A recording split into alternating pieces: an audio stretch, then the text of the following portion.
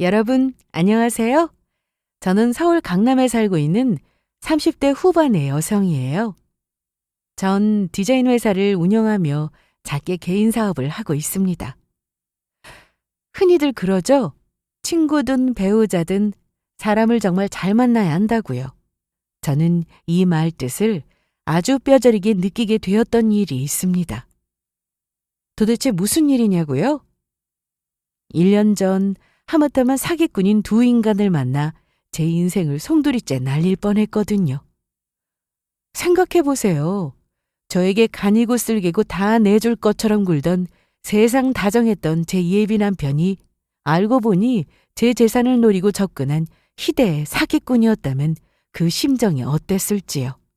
게다가 이 모든 사기극의 배후에는 제 앞에서 시한부 연기까지 불사했던 예비 시어머니까지 있었던 거예요. 아직도 그때 생각만 하면 머리 끝까지 피가 솟구치는 기분입니다.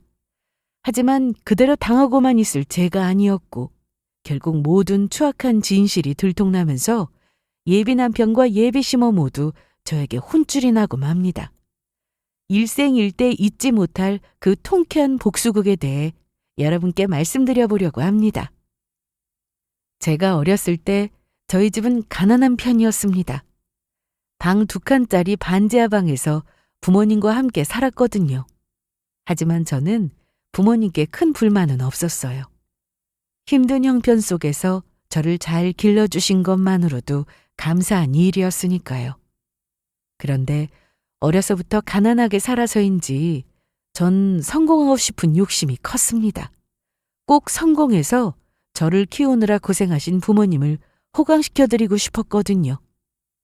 사실 저는 디자이너가 꿈이었는데 저희 집 형편으로는 제가 미대 입시를 준비하며 대학에 들어가는 건 조금 어려웠습니다. 그래서 저는 고등학교를 졸업 후 백화점에 다니면서 열심히 돈을 모았어요. 직장 다니는 돈을 모아서 그 돈으로 미대 입시 공부를 해서 대학 진학을 목표로 했던 거예요. 그래서 저는 열심히 돈을 모아 24살쯤 미대 입시 준비를 하고 꿈에 그리던 미대에 진학을 하게 되었습니다. 그리고 아르바이트에서 생활비를 벌어가며 학교를 다녔던 것 같아요. 그 후 정확히 어떤 회사인지는 말씀드릴 수는 없지만 디자인 회사에 입사해 근무를 시작하게 되었죠. 그리고 점점 더 디자인 일을 배워갈수록 하루라도 빨리 제 이름으로 된 회사를 만들어 디자인 사업을 하고 싶다는 꿈을 키우게 되었습니다. 그리고 저는 29살이 되던 해 회사를 정리하고 진짜 제 사업을 하기 시작했어요. 중간에 여러 번 큰 위기도 있었고 정말 힘든 시기도 있었지만 그 힘든 고비를 넘기며 저는 마침내 사업적으로 나름 큰 성공을 이룰 수 있었죠. 어디 가서 제 명함을 내미는 것이 부끄럽지 않게 되었으니까요.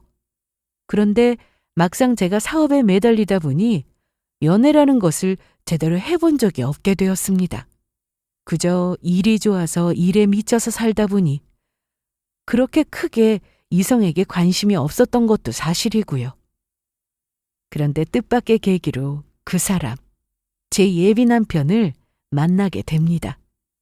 제가 사업을 하고 있다 보니 지인끼리 사업 투자나 정보 교류를 위해 가끔 같이 술자리를 하는 모임이 있었거든요. 그날도 여느 때처럼 모임에 나갔는데 제 지인과 함께 예비 남편이 나타난 겁니다. 명문대를 졸업하고 아버지 사업을 물려받아 승승장구하는 젊은 사업가라고 하더군요. 나름 그쪽 분야에서 유명한지 주변에 아는 사람도 많았습니다. 하지만 저는 처음부터 예비 남편을 이성으로 보게 되었던 것은 아니었어요. 일단 예비 남편은 저보다 2살 정도 어렸고 저도 무언가 이성적인 목적을 위해서 모임에 나온 것이 아니었으니까요. 게다가 예비 남편은 성격이 좋아서인지 사람들에게 인기가 많아서 덤덤한 성격의 저와는 크게 연관은 없을 거라고 생각했죠. 그렇게 예비 남편과는 몇 번의 모임에서 마주쳤을 뿐 딱히 특별한 접점은 없었죠. 그러던 어느 날 모임이 끝나고 집에 가려고 막 일어서는데 갑자기 예비 남편이 따로 나와 저를 붙잡는 거였어요. 지연이 누나, 저한테 혹시 벽치고 계세요? 왜 자꾸 저만 보면 도망가려고 해요? 저는 누나랑 친해지고 싶단 말이에요. 어머, 재영 씨, 제가 언제 피했다고 그러세요? 그냥 낯을 좀 가리는 편이라 그랬어요. 그러면 누나, 저 싫어하는 거 아니죠? 네. 재영 씨가 저에게 나쁘게 한 게 있는 것도 아니고 왜 싫어하겠어요? 그러면 누나, 저랑 친하게 지내요. 저 누나랑 친해지고 싶어요. 솔직히 이 모임에 나왔던 것도 누나 얼굴 한 번이라도 더 보려고 나왔던 거란 말이에요. 그래서 하는 말인데 언제 둘이서 밥 한 끼 해요. 다른 사람 없이 누나랑 저 단둘이요. 그제야 느낌이 왔습니다. 예비 남편이 저에게 관심이 있다는 걸요. 처음에는 좀 놀라기도 했고 괜스레 마음이 좀 혼란스럽기도 했어요. 부족할 거 없는 남자가 굳이 연상인 저에게 왜 관심이 있어 하는지 의아했거든요. 하지만 예비 남편과 계속 연락을 주고받다 보니 저희는 자연스레 가까워지게 되었고 예비 남편의 속마음도 알게 되었습니다. 어린 시절 엄마랑 떨어져 산 경험 때문인지 예비 남편은 연하보다 좀 더 어른스러운 연상을 더 좋아했습니다. 그리고 디자인 회사를 운영하며 열심히 일하는 제 모습이 너무 멋져 보였다고 하더라고요. 그렇게 저희는 오랜 시간 연인으로 지내며 사귄 지 3년 만에 예비 남편이 저에게 청혼을 하며 결혼을 약속하게 됩니다. 그리고 마침내 시댁에도 인사를 드리러 가게 되었죠. 예비 남편은 아버님은 일찍 돌아가시고 예비 시모와 단둘이 살고 있었어요. 그런데 사실 예비 시댁에 인사드리러 가면서 긴장했던 것도 사실이었습니다. 제가 나이가 적은 것도 아니고 예비 시모가 볼 때 예비 남편보다 연상인 저를 마음에 들어 하실지 괜스레 만나기 전부터 걱정이 되었던 거죠. 그런데 예비 시모 반응은 예상 밖이었습니다. 예비 시모는 저를 보자마자 제 손을 덥석 잡고는 거의 끌어안다시피 하시더라고요. 저를 아주 마음에 들어 하셨어요. 어머나, 어서 와요. 우리 채용이 말대로 아주 미인이네, 미인. 어머니, 안녕하세요. 처음 뵙겠습니다. 이지연이라고 해요. 이렇게 만나게 돼서 너무 좋네요. 말하는 것도 어쩜 이렇게 예쁠까? 벌써 정이 팍팍 뜨는구만. 나야말로 만나게 돼서 정말 좋네. 앞으로 한 가족 될 사이인데 나야말로 잘 부탁해요. 그나저나 그 젊은 나이에 사업도 크게 성공해서 회사 건물까지 따로 가지고 있다면서? 우리 예비 며느리 진짜 대단하다. 내가 이미 주변 친구들한테 우리 예비 며느리 잘 나가는 사장님이라고 자랑하고 다녔다니까. 자랑스럽긴요. 재용 씨에 비하면 아무것도 아닌걸요. 제가 볼 때는 재용 씨가 더 대단해 보여요. 어머니 좋게 봐주셔서 정말 감사해요. 감사하긴 우리 아들이랑 결혼해주는 지연 씨한테 내가 고맙지. 빈말이 아니라 우리 앞으로 한 가족이 될 사이니까 진짜로 잘 지내봐요. 그 후 저는 정말 예비 시모와 한 가족처럼 지내게 되었습니다. 예비 시모가 저를 어찌나 좋아하시는지 정말 잘 챙겨주셨거든요. 매번 제가 좋아하는 반찬이며 국이며 심지어 보약까지 예비 남편을 통해 보내주셨으니까요. 저를 보면 예비 시모는 딸 하나를 얻는 기분이라고 하셨어요. 게다가 제가 예비 시댁을 자주 방문하는 편인데도 예비 시모는 저와 헤어질 땐 아쉬움의 눈물까지 글썽이셨어요.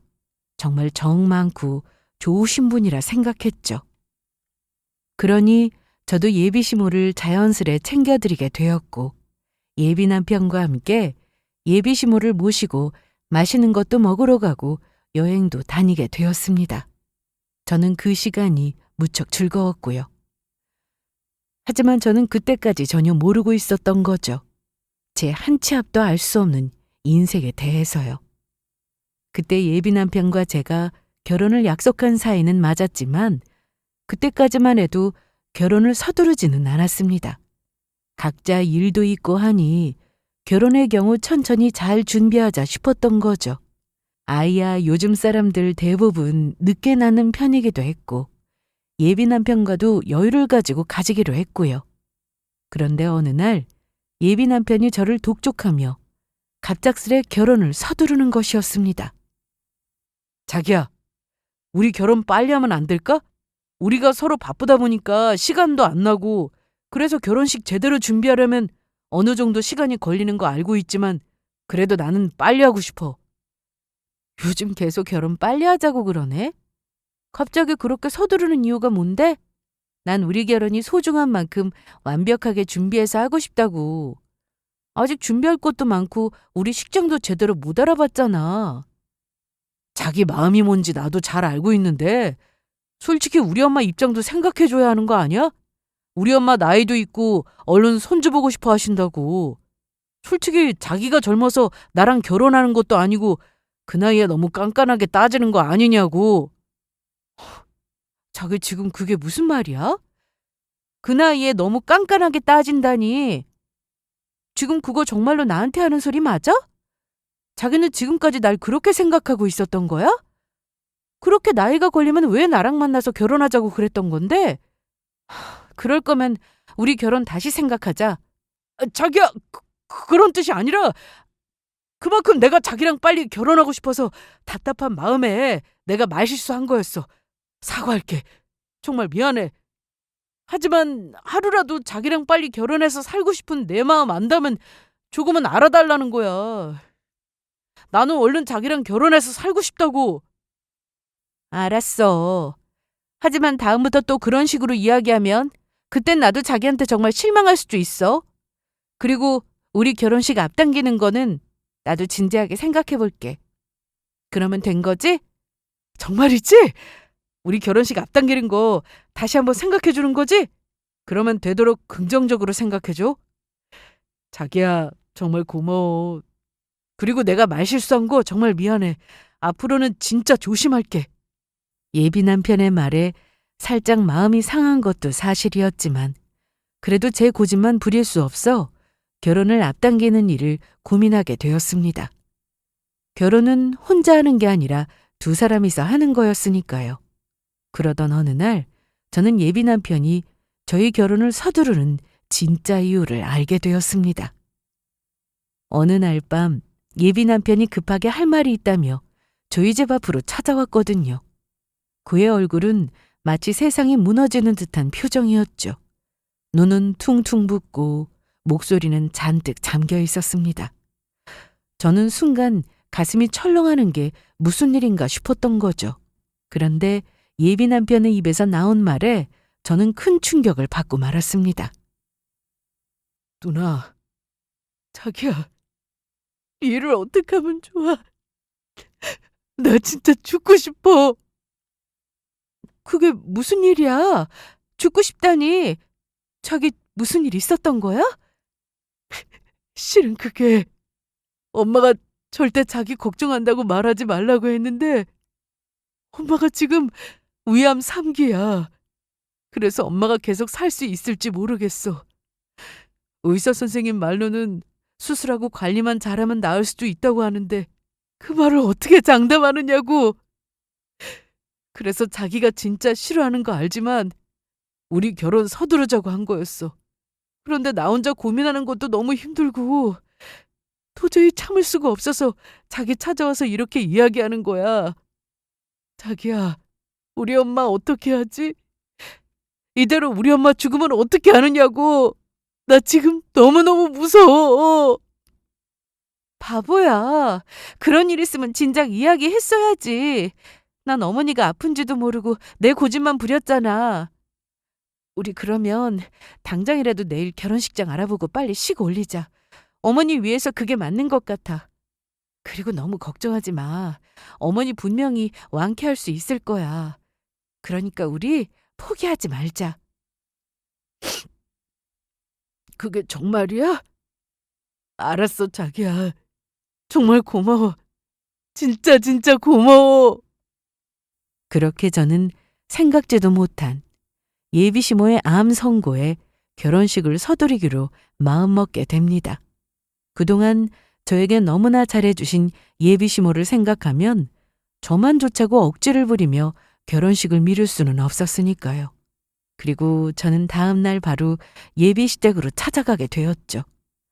그러자 정말 아픈 것인지 창백한 얼굴로 저를 맞이하는 예비 시모를 볼 수 있었어요. 요즘 항암 치료를 받기 시작했다고 하는데 그래서인지 예비 시모는 많이 기운이 없어 보이셨어요. 그래서 저는 그런 예비 시모를 껴안고 울고 말았죠. 어머니, 왜 진작 말씀하시지 않으셨어요? 이렇게 아프시면 아프다고 말씀하셨어야죠. 너 걱정시키게 그런 말을 굳이 왜 해? 그리고 어차피 나는 나이도 있고 일찍 죽어도 너희만 행복하게 잘 살면 상관없다. 괜히 나 때문에 지연이 너 신경 쓰게 한 것 같아서 정말 미안하다. 미안하긴요, 어머니. 저야말로 죄송해요. 어머니가 이렇게 아파서 저희 결혼 서두르는 것도 모르고 괜히 제 고집만 부렸나 봐요. 눈치 없이 그동안 어머니 아픈 것도 모르고 정말 죄송해요. 어머니, 저 재홍 씨랑 빨리 결혼할 테니까 아무 걱정하지 마세요. 어머니 하루라도 건강하실 때 저희 결혼하는 모습 보여드리고 싶어요. 엄마, 누나 말이 맞아. 우리 얼른 결혼해서 엄마한테 좋은 모습 보여드릴게. 그러니까 얼른 나아야 해. 그래, 다들 고맙다. 내가 너희 위해서라도 어떻게든 치료받아서 꼭 나으마. 다들 정말 고마워. 그런데 지연아, 너희 결혼할 거면 내가 소원 한 가지 있는데 들어줄 수 있을까? 소원이요, 어머니? 그게 뭔데요? 제가 들어드릴 수 있는 거면 당연히 들어드려야죠. 다른 게 아니고 혹시 너 결혼 전에 혼인신고부터 먼저 할 수 있을까? 내가 언제 잘못될지도 모르고 나 떠나면 우리 아들 혼자 남는 건데 내가 결혼식은 못 보게 되더라도 너희 혼인신고라도 해서 부부가 되는 건 보고 싶어서 그런다. 혹시 가능할까? 그때 저는 예비시모의 말에 거절할 수가 없었습니다. 물론 결혼도 전에 혼인신고부터 한다는 것이 너무 서두른 감이 없었던 것은 아니었지만 요즘은 미리 혼인신고부터 하는 경우도 많고 예비시모가 아픈데 제가 지금 그런 걸 따진다는 것이 아닌 것 같았거든요. 그래서 저는 예비시모의 부탁을 들어드리게 되었습니다. 그리고 그때는 저도 감정이 격해진 상황이라 아픈 예비시모한테 뭐든 해드리고 싶었으니까요. 네, 어머니께서 원하시면 그렇게 할게요. 재용 씨랑 혼인신고부터 할 테니까 아프지 말고 오래오래 사세요. 세상에, 그게 정말이냐? 정말로 우리 아들이랑 혼인신고 해줄 거야? 네, 어머니, 그렇게 할게요. 아싸, 아니, 지연아, 정말 고맙다. 네가 정말 내 며느리다. 그렇게 저는 저희 부모님과 의논 드린 후 예비 남편과 예비 시모와 함께 혼인신고를 하기 위해 동사무소, 그러니까 주민센터를 찾게 되었습니다. 예비 시모 몸이 안 좋으니 저랑 예비 남편만 가겠다고 하는데도 예비 시모는 직접 당신 눈으로 보고 싶다고 따라오려고 하시더라고요. 그래서 결국 주민센터에 같이 가게 되었죠. 그런데 이미 준비한 서류를 신고하려고 하려던 찰나에 예비 시모가 갑자기 중요하게 할 전화가 있다면서 밖으로 나갔던 거예요. 그리고 그 뒤를 따라 예비 남편도 화장실이 급하다며 자리를 비우게 되었죠. 그래서 저는 예비 남편과 시모가 오길 기다리며 주민센터 구석에 놓여있는 의자에 잠시 자리를 잡고 앉아 있었습니다. 그런데 그때 주민센터 직원으로 보이는 분이 저에게 조심스레 다가오더니 심각한 표정으로 다급하게 말을 거시는 거예요. 그리곤 저에게 건넨 이야기에 저는 하늘이 무너져 내리는 기분이었습니다. 그날은 제 인생 역사상 가장 처참한 날이라고 해도 과언이 아니었죠. 저기요, 초면에 이런 말하기 정말 죄송한데요. 지금 아니면 정말로 기회가 없을 것 같아서 제가 급하게 말을 시켰습니다. 지금 같이 온 두 사람 진짜 위험한 사람들이라고요. 네? 같이 온 사람들이라뇨? 지금 저희 남자친구랑 어머니 말씀하시는 거예요? 제가 지금 너무 이상해 보일 거 알고 있는데 지금 같이 온 남자분이랑 혼인신고하러 오신 거 맞죠? 그러면 혹시 결혼 아직 안 하신 거죠? 제발 그래야 할 텐데. 네, 그렇긴 한데 저한테 왜 그러시는 건가요? 그러자 주민센터 직원분은 저에게 더 가까이 다가왔습니다. 그리고 귓속말로 저만 알아들을 수 있는 목소리로 이야기했죠. 지금부터 제가 하는 이야기 잘 들으셔야 해요. 제가 사실 저 두 사람 몇 년 전에 다른 주민센터에서 근무할 때 본 사람들이에요. 제가 저 두 사람 얼굴 어떻게 확실히 기억하느냐면 그때도 저 두 사람이 어떤 여성분이랑 혼인신고한다고 찾아왔었거든요. 그리고 그날 주민센터가 저 두 사람 때문에 아수라장이 돼서 난리도 아니었어요. 그때 주민센터로 경찰들이 갑작스레 들이닥쳐서 저 두 사람을 잡아갔다고요. 그것도 바로 결혼 사기로요. 저 두 사람 수법이 돈 많은 능력 있는 여성들한테 접근해서 재산을 뜯어내는 거라고 하더라고요. 그때도 저 늙은 아줌마가 본인이 시한부인가 몰아서 죽기 전에 며느리랑 아들 결혼하는 거 보고 싶어 혼인신고부터 하려고 찾아왔다고 했는데 혹시 지금도 그런 건가요? 그러니까 지금 혼인신고하지 마시고 얼른 도망치세요. 저는 주민센터 직원분의 말에 머릿속은 띵 하는 소리와 함께 새하얗게 변했고 심장이 미친 듯이 뛰기 시작했어요. 심장이 쿵쾅거리고 직원분의 말이 너무 충격적이라 숨까지 안 쉬어지는 것 같았습니다. 직원분의 말은 한마디로 저희 예비 남편이 예비 시모와 짜고 제 재산을 노리고 일부러 접근했다는 것이었습니다. 아마 혼인신고도 돈을 뜯어내기 전에 믿음을 주기 위한 방편으로 사용했던 것 같았습니다. 그리고 일단 법적으로 제 남편이 되면 옆에서 수작을 부리면서 제 재산을 빼돌리기도 훨씬 수월할 테니까요. 그때의 배신감이란 이루 말할 수 없었습니다. 분노에 치가 떨렸죠. 하지만 전 일단 주민센터를 먼저 빠져나와야 했습니다. 주민센터 직원분의 말이 맞다면 저 사기꾼들이 돌아와서 저에게 혼인신고를 하자고 하기 전에 빨리 자리를 피해야 했으니까요. 그래서 저는 주민센터 분에게 감사 인사를 하고 자리를 떠났습니다. 알려주셔서 정말 감사해요. 선생님이 제 은인이세요. 이 은혜 평생 잊지 않을게요. 그러면 저는 이만 가보겠습니다. 네, 힘내시길 바랄게요. 그렇게 저는 예비 남편과 예비 시모를 피해 주민센터를 몰래 빠져나오는데 뒷문을 열고 주민센터를 나오는 순간 한쪽 구석에서 이야기하고 있는 예비 남편과 예비 시모의 목소리가 들려왔습니다. 엄마 봤어? 저 애 멍청해서 엄마 위암이라고 하니까 믿는 거. 사람이 왜 저렇게 순진해? 뭐 그래서 우리가 사기치기 쉬운 것 같지만. 그러게 말이다. 나도 아까 너희들이 혼인신고하는데 얼마나 웃긴지 웃음이 터져나올 것 같아서 중요한데 전화 건다고 하고 나온 거다. 실컷 웃고 들어가려고. 돈만 벌 줄 알았지. 저런 맹추가 세상에 또 어디 있니? 그나저나 저거 앞에서 아픈 사람 연기하는 거 왜 이렇게 힘드냐? 아주 그냥 아픈 척 하느냐고 좀이 다 쑤셔 죽겠네. 엄마, 그래도 조금만 기다려.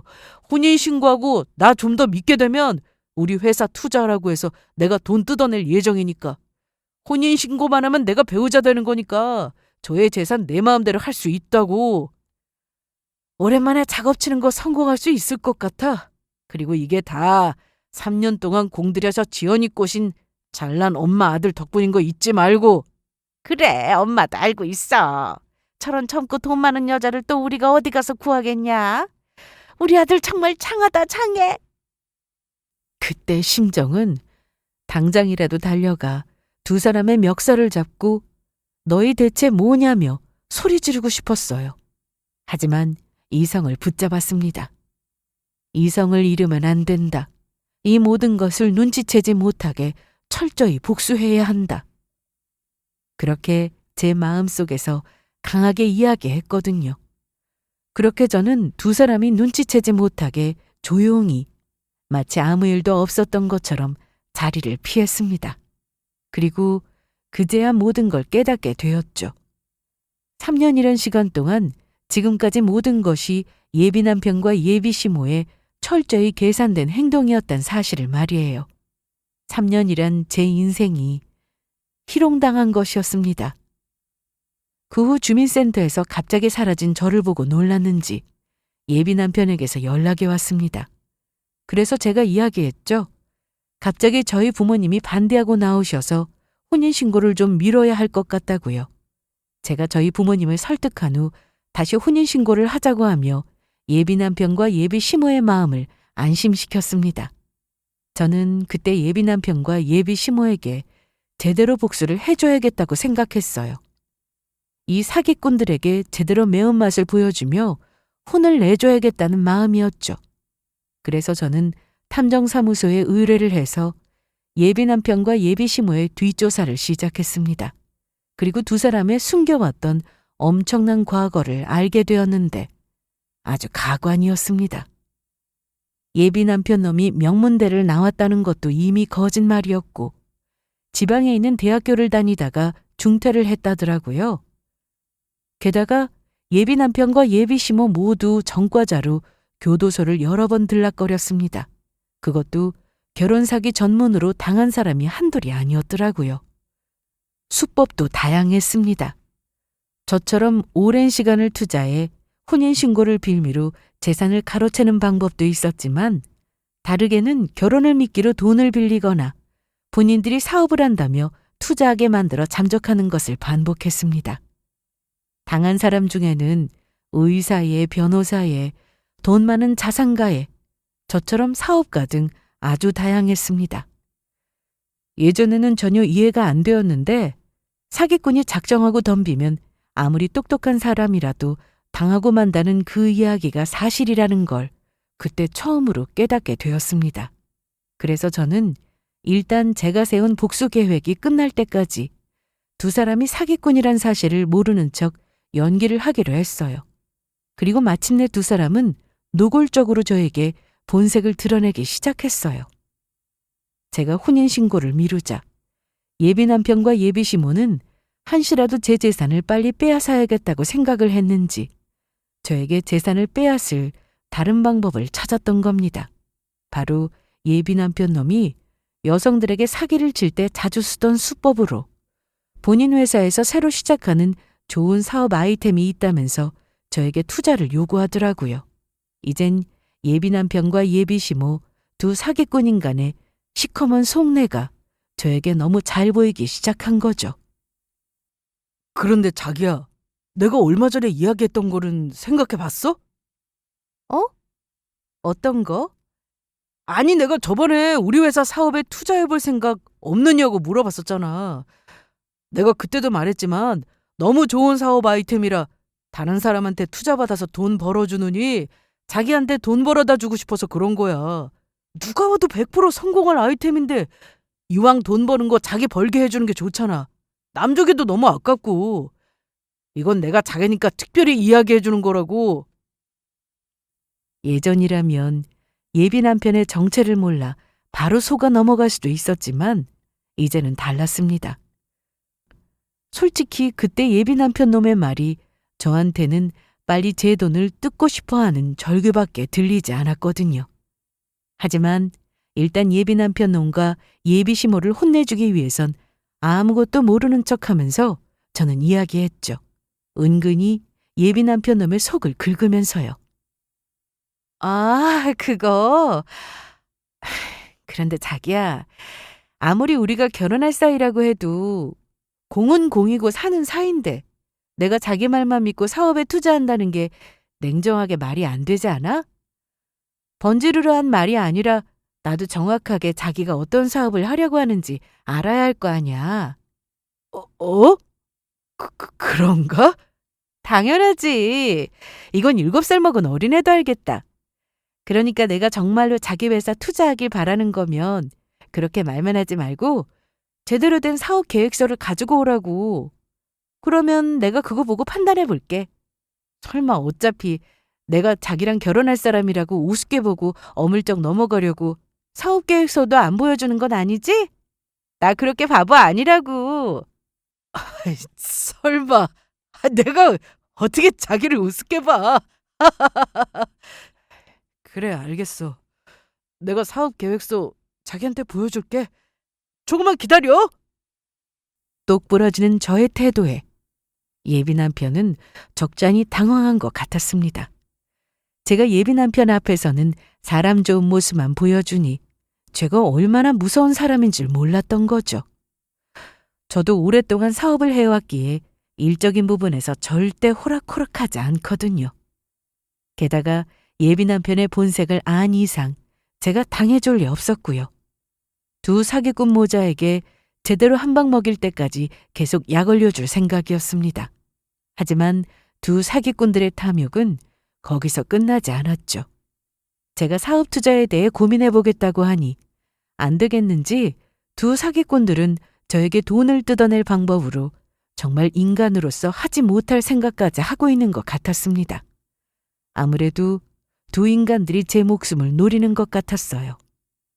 어느 날 예비 시모가 저에게 할 말이 있다면서 시댁에 불러서 하는 이야기는 역시 사기꾼은 사기꾼인가 싶었죠. 그것도 아주 악랄한 사기꾼이요. 어머니, 무슨 일로 저를 부르신 거예요? 오늘 중요하게 할 이야기가 있다고 하지 않으셨어요? 다른 게 아니라 그게 어차피 앞으로 지연이랑 너랑 우리 아들이랑 결혼할 거고 그러면 어차피 한 가족이 되는 거 아니겠니? 그런데 내가 아파 보니 알겠더라. 사람 앞날이 어떻게 될지 알 수가 없어서 항상 대비를 해놔야겠더라고. 그래서 하는 말인데 너랑 우리 아들이랑 서로 혹여나 불의의 사고로 잘못되었을 때 서로에게 재산을 남긴다고 유언장을 작성해두면 어떻겠니? 예? 지금 저랑 재웅 씨랑 결혼도 안 했는데 유언장을 작성하자고요? 그래! 이게 네가 생각할 때 이상하게 들릴 수도 있는데 가만히 생각해보면 정말 현명한 생각이다. 내가 아파 보니 알겠어. 서로 혹여나 안 좋은 일이 생겼을 때 남겨진 사람을 위해 최소한의 도리는 해야 하지 않겠니? 어차피 너희 두 사람 결혼하면 남도 아니고 부부인데 서로 잘못되었을 때 준비를 해두라는 거다. 그래, 자기야. 나도 엄마 말 들어보니까 그게 좋을 것 같아. 나 잘못되면 자기한테 전 재산 남긴다고 유언장 작성할게. 그만큼 자기가 나한테는 소중한 사람이라는 소리야. 자기 내 마음 알지? 기가 막혔습니다. 혼인신고도 안 한 상태에서 유언장이라니. 뻔히 제 재산을 노리는 수작이 보였죠. 게다가 불의의 사고라니. 생각만 해도 아주 무서운 이야기였습니다. 한마디로 제가 혼인신고를 예비 남편과 안 하게 될 상황을 생각하고 저를 없앤 후 제 재산을 노릴 생각을 하고 있는 것으로밖에 보이지 않았거든요. 그게 아니면 멀쩡히 살아있는 사람에게 유언장을 만들자고 하지 않았을 테니까요. 하지만 저는 일단 두 사람의 뜻에 따라주는 척하기로 했습니다. 두 사람이 저에게 사기를 치려고 한 증거를 찾기 위해선 필요했으니까요. 그래서 제가 예비 남편과 예비 시모를 향해 말했어요. 어머니랑 재영 씨의 뜻이 그렇다면 그렇게 할게요. 정말이냐? 아이고, 지연이 정말 잘 생각했다. 내가 조금 전에도 말했지만 이건 정말 두 사람을 위해 아주 좋은 일이라고. 자기야, 정말 고마워. 역시 자기는 똑똑해서 그런가 말귀도 잘 알아듣는다니까. 우리 각자의 재산을 소중하게 생각하자. 제 말에 두 사람은 좋아서 입이 찢어지려고 했는데 제 재산을 노리며 돈독이 오른 게 아주 눈에 훤히 보였습니다. 그리고 얼마 후 저는 예비 시모가 보는 앞에서 예비 남편과 함께 유언장을 작성하게 되었습니다. 자필로 유언장을 작성하며 날짜며 제 이름을 적고 도장을 찍게 되었습니다. 하지만 멍청한 예비 남편과 예비 시모는 몰랐을 거예요. 유언장에 적은 제 주민등록 번호랑 도장이 전부 가짜였거든요. 주민번호도 틀리게 적고 특히 도장은 제가 새로 파서 제 이름인 이지연이 아닌 이지헌으로 되어 있는데 예비 남편과 예비 시모는 그것도 제대로 알아보지도 못하더라고요. 그냥 무조건 제가 유언장을 직접 작성했다는 것에 제 재산이 본인들 재산이 된 것처럼 아주 좋아했죠. 그 후 며칠이 지나지 않아 예비 시모는 본인이 아픈 연기를 해야 하니 제 앞에서 수술 날짜가 잡힌 척 연기를 하더라고요. 저에게 보여준 수술 예약증도 어디서 위조한 것이 분명해 보였습니다. 그래서 제가 일부러 두 사람을 곤란하게 만들기 위해 예비 시모 수술날 가겠다고 하자 펄쩍 뛰면 난리가 났던 겁니다. 제가 병원에 찾아가도 당연히 예비 시모가 병원에 없을 뿐더러 수술 자체를 안 할 거니 불안했던 거죠. 어머니 곧 있으면 수술인데 제가 그날 시간 비워뒀거든요. 어머니 수술하시는 동안 제가 옆에서 지켜드리려고요. 그러니까 어머니 안심하고 수술하세요. 지금 뭐라고 그랬냐? 나 수술하는 날 찾아오겠다고? 아니 갑자기 네 수술하는 날에는 왜 찾아오겠다고 하는 건데? 아이, 절대 안 된다. 난 반대야. 엄마 말이 맞아. 어차피 내가 엄마 옆에 있어 드릴 건데 괜히 나랑 자기랑 두 사람이나 고생할 필요는 없는 거잖아. 그리고 자기 바쁜데 그렇게까지 무리하지 않아도 된다고. 어머니 저 사업하는데 방해될까 봐 걱정하셔서 그러시는 거 아는데 그렇게 사양하지 않으셔도 돼요. 하루 정도 빠진다고 회사가 큰일 나는 것도 아니고 밑에 직원들도 있으니까요. 제가 어머니 수술할 간다니까 정말 고맙죠? 아, 내가 싫다는데 짜증나게 왜 이러는 거냐? 내가 됐다고 하잖아. 너 꼴 보기 싫으니까 오지 말라고. 네? 어머니 지금 뭐라고 하셨어요? 제 얼굴이 꼴 보기 싫다고요? 그동안 그렇게 저를 미워하셨던 거예요? 그러면 저 재웅 씨랑 결혼도 다시 생각해 볼래요. 제 재산도 다 죽기 전에 확 다른 데 전부 기부해 버릴 거야. 다른데 기부를 해? 안 된다. 그러니까 지연아, 내 말은 그런 뜻이 아니라 네가 바쁜데 괜히 나 때문에 고생하는 것 같아서 걱정되는 마음에 실언을 했다. 내가 이렇게 사과하마. 그래도 내 수술날 찾아오겠다는 것은 아닌 것 같으니까 그것만 취소해다오. 그래 자기야. 엄마가 아파서 예민해져서 그런 거니까 너무 신경 쓰지 마.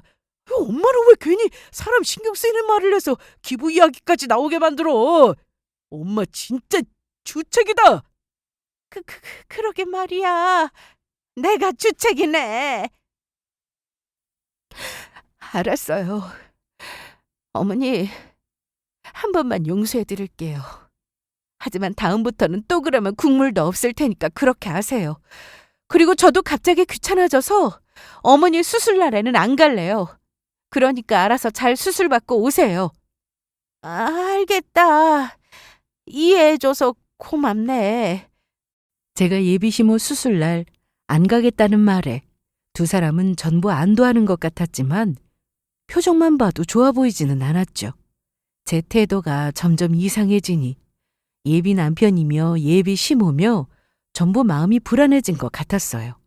아마도 제가 또다시 언제 돌변할 줄 모르니 점점 더 똥줄이 탔던 것입니다. 그렇게 저는 예비 남편과 예비 시모의 완벽한 연기에 맞춰 저도 완벽하게 그들을 속이고 있었습니다.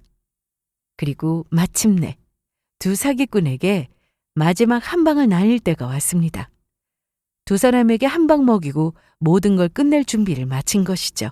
그래서 저는 중요한 할 이야기가 있다고 말하며 예비시모가 수술한다고 말했던 날짜 전에 저희 회사로 두 사람을 부르게 되었습니다. 아무래도 그래야 제 모든 계획들이 수월하게 진행될 수 있을 것 같았거든요.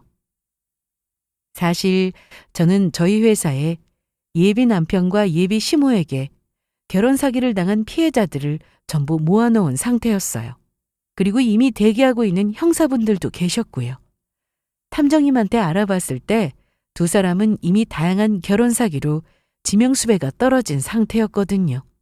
하지만 제가 중요하게 할 이야기가 있다는 말에 예비 남편 놈과 예비 시모는 제가 혹시 예비 남편 사업에 투자를 할 생각이 있어 그러는지 알고 아주 신이 나 저희 회사로 찾아왔습니다. 자기야, 나왔어. 회사까지 무슨 일로 부른 거야? 혹시 자기 우리 회사 투자하기로 한 거 마음의 결정을 내린 거야?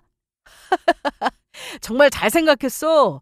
내가 자기 투자한 금액 2배로, 아니 10배로 불려서 줄게. 아무 걱정하지 말고 나만 믿어. 그래, 지훈아. 우리 아들 믿고 기다리고 있어라.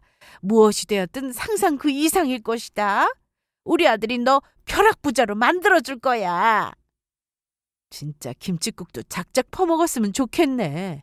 내가 미쳤다고 투자를 해? 누나, 갑자기 말을 왜 그렇게 해? 혹시 기분 나쁜 일이 있는 거야? 지훈이 너 지금 말이 너무 심하구나. 저번에도 그렇게 약간 삐딱서 탄 것 같았는데. 진짜 왜 그런 거냐? 너야말로 자꾸 이러면 우리 아들이랑 결혼 못하게 한다. 우리 아들이랑 파혼이라고. 아이고, 그거 듣던 중 반가운 소리네. 안 그래도 그것 때문에 부른 건데. 이 결혼 없던 거로 하자. 나야말로 파혼이야, 이 사기꾼들아. 사기꾼들이라니? 도대체 그게 무슨 소리야? 왜 우리가 사기꾼들이야? 니들이 계속 속이면 내가 모를 줄 알았어? 니들 처음부터 내 재산 노리고 접근한 거였잖아. 재용이 너 명문대 나온 것도 거짓말이고 사업한다는 것도 거짓말이었지? 알아보니까 니들 둘이 결혼 사기로 여러 명 울게 만들었더라? 둘이 이미 교도소도 다녀오고 두 사람 전과 합쳐보니까 전과 10범이던데? 자기가 그걸 어떻게... 그리고 이봐요, 아줌마. 사기를 치려면 제대로 쳐. 뭐 위암 3기? 아줌마 아픈 거 빌미로 주민센터 간 날 누가 알려주더라고. 아줌마가 중병 걸린 척해서 여자들 속여 당신 아들이랑 혼인신고하게 만드는 게 수법이라고. 니들 결혼 사기 전문 사기꾼들이라며? 그리고 내가 주민센터 갔던 날 두 사람이 하는 이야기 들어서 전부 알고 있었거든? 돈만 벌 줄 알았지. 저런 맹추가 세상에 또 어디 있냐고. 그리고 3년 동안 공들여서 나를 꼬신 거야? 그래.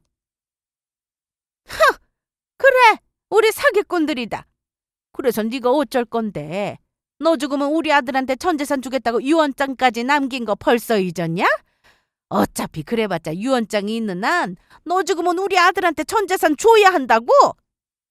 저는 예비 시모의 말이 가소롭기 짝이 없었습니다. 여러 사람 사기치고 다니느라 아주 똑똑한 줄 알았더니 이렇게 허술할 수가 없었어요. 아마도 재산 때문에 사람을 해칠 생각까지 한 것은 이번이 처음이라 법에 대해 잘 모르는 것 같았죠. 그래서 제가 제대로 한마디 해주었어요. 아줌마, 사기를 치려거든 좀 더 제대로 알아보고 사기를 치든지. 그렇게 무식해서 어떻게 하려고 그래?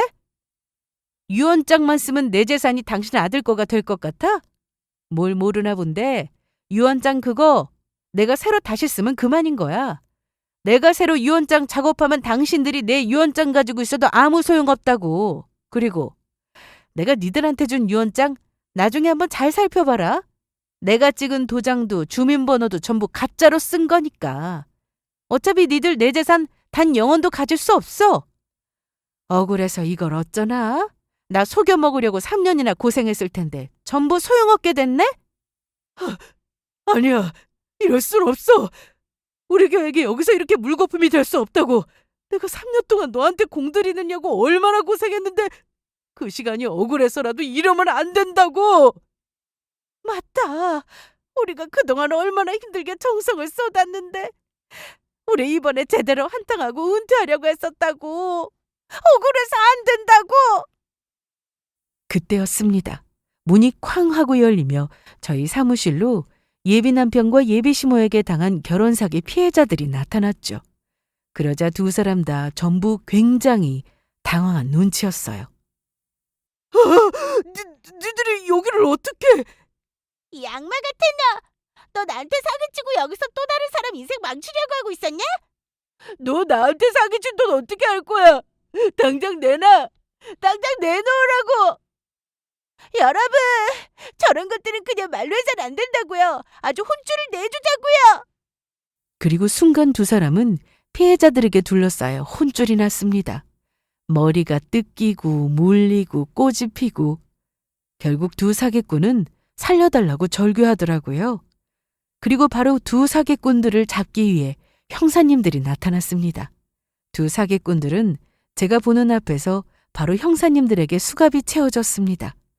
그러자 두 사기꾼들은 현실을 인정하고 싶지 않았는지 발악을 하더라고요. 안 돼. 이대로 내 인생 끝낼 수는 없다고. 거의 다 왔는데 내 인생 필 수 있었는데 너무 억울하다고. 지연아, 우리가 잘못했다. 제발 우리 좀 살려다오. 우리 아들이 너 사랑한 거 진짜였다고. 이대로 우리 붙잡혀가면 정말로 인생 끝장이란 말이야. 그래 자기야. 우리 지금까지 정말 좋았잖아. 나 물론 자기한테 사기치려고 한 건 잘못이지만 정말로 사랑한단 말이야. 그러니까 제발 우리 좀 살려줘. 아니면 나 교도소 들어가면 꼭 찾아와줘야 해. 알겠지? 나랑 약속이야. 이것들아, 미쳤냐? 내가 니들을 살려주게? 우리 앞으로 다시는 보지 말자. 콩밥 배 터지게 먹으면서 어디 교도소에서 잘 먹고 잘 살아봐라. 남의 인생 망치며 사기를 치려고 하더니 두 사기꾼의 말로는 정말로 처참했습니다. 본인들 인생을 스스로 망치고 말았으니까요. 두 사기꾼들의 비참한 최후를 보며 저는 그동안 쌓였던 모든 분노와 상처가 한순간에 씻겨내려가는 듯한 통쾌함을 느꼈습니다. 그리고 결국 두 사기꾼들은 법의 심판을 제대로 받게 되었죠. 담당 형사님의 말로는 아마 두 사람 다 이번에 교도소에 들어가면 오랜 시간 동안 나오기 힘들 거라고 하더라고요. 전부 자업자득이라는 생각이었습니다. 이래서 나쁜 짓하고는 살 수가 없는 것 같습니다. 그 후 저는 주민센터를 한번 찾아갔어요. 제 인생 살려준 주민센터 직원분에게 감사 인사를 꼭 전해야 했으니까요. 그러니까 직원분은 당연히 해야 할 일을 했을 뿐이라고 하더군요. 그래서 제가 직원분께 혹시라도 나중에 결혼을 하게 된다면 청첩장을 제가 무료로 디자인해드리기로 했습니다. 물론 제가 청첩장 디자인 일을 하는 사람은 아니었지만 따로 해드릴 게 없으니까 디자이너로 제가 할 수 있는 그 일이라도 어떻게든 해드리고 싶더라고요. 그리고 동네 어려운 주민분들을 위해 약소하지만 돈도 기부하게 되었고요. 저는 많은 시간을 조금 힘들게 보냈습니다. 사기꾼들에게 몇 년 동안 속았다고 생각하니 아무리 건강한 멘탈을 가졌더라도 조금 견디기가 힘들더라고요. 그래서 한동안 정신과 치료도 받아야 했지만 그래도 지금은 잘 극복하며 건강하고 행복하게 잘 살고 있습니다. 그 후로는 사람을 만나게 되면 항상 좀 더 신중하게 행동하게 되었고요. 그 힘든 시간 감사하게도 부모님 덕분에 잘 이겨내며 지냈던 것 같습니다. 아마도 한동안은 누군가를 다시 만나기는 어려울 것 같지만 그래도 상관없을 것 같아요. 저에게는 제 인생이 있고 제가 사랑하는 일이 있으니까요. 지금처럼 솔로로 제 인생을 가꾸며 행복하게 사는 것도 나쁘지 않다는 생각입니다. 여러분들은 부디 저처럼 나쁜 일 겪지 마시고 모두 행복하고 즐겁게 잘 사셨으면 좋겠습니다. 그러면 이만 제 사연을 마치도록 할게요. 모두 좋은 일들만 가득하길 바랍니다. 감사합니다.